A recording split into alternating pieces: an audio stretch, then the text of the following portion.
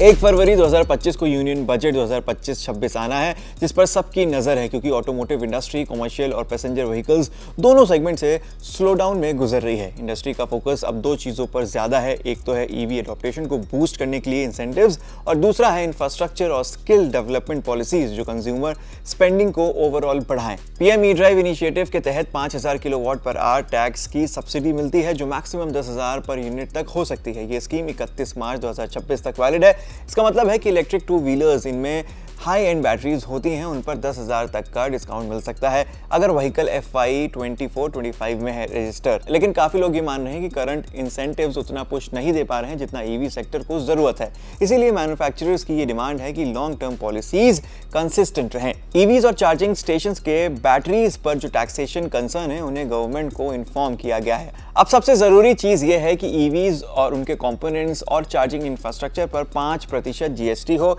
GST rates में reduction के chances कम ही लगते हैं, लेकिन ये एक एक्सपेक्टेशन है। एक्सपर्ट्स का ये भी कहना है कि ई2 व्हीलर और कमर्शियल सेगमेंट के लिए फाइनेंसिंग ऑप्शंस को इंप्रूव करने की जरूरत है, चार्जिंग मेथड्स को स्टैंडर्डाइज करने और पेट्रोलियम और एनर्जी सेक्टर्स के साथ मिलकर इंफ्रास्ट्रक्चर का डेवलपमेंट कराना चाहिए। ये सब इनिशिएटिव्स ईवी एडॉप्टेशन को बढ़ाने में मदद करेंगे। कुछ और भी एक्सपेक्टेशंस हैं, जैसे ऑटोमोबाइल्स और ऑटो कंपोनेंट्स के लिए सिंप्लीफाइड, क्लासिफाइड और GST स्ट्रक्चर हो। ऑटोमोबाइल सेक्टर को काफी चैलेंजेस फेस करने पड़ते हैं क्योंकि उनके ऑटो पार्ट्स कॉम्प्लेक्स और फिनिश्ड व्हीकल्स को हार्मोनाइज्ड सिस्टम ऑफ नॉमेनक्लेचर के अंडर कॉम्प्लेक्स तरीके से क्लासिफाई किया जाता है। इंडस्ट्री की डिमांड है कि गवर्नमेंट स्ट्रक्चर को सिंप्लीफाई और स्टैंडर्डाइज करे ताकि कॉम्प्लेक्सिटीज कम हो, कंप्लायंस इंप्रूव हो और लिटिगेशन की जरूरत ना पड़े। इससे अल्टीमेटली बिजनेस करने में आसानी होगी। हाइब्रिड व्हीकल पर GST की कमाई। जी हाँ, हाइब्रिड व्हीकल्स जो कन्वेंशनल ICE व्हीकल्स और EVs के बीच का ब्रिज है उन पर अभी 28% का हाईएस्ट GST लगा है। इंडस्ट्री के लीडर्स की ये उम्मीद है कि गवर्नमेंट हाइब्रिड व्हीकल्स पर GST रेट को कम करे ताकि ये कंज्यूमर्स के लिए अफोर्डेबल हो सके और एडॉप्टेशन बढ़ाए।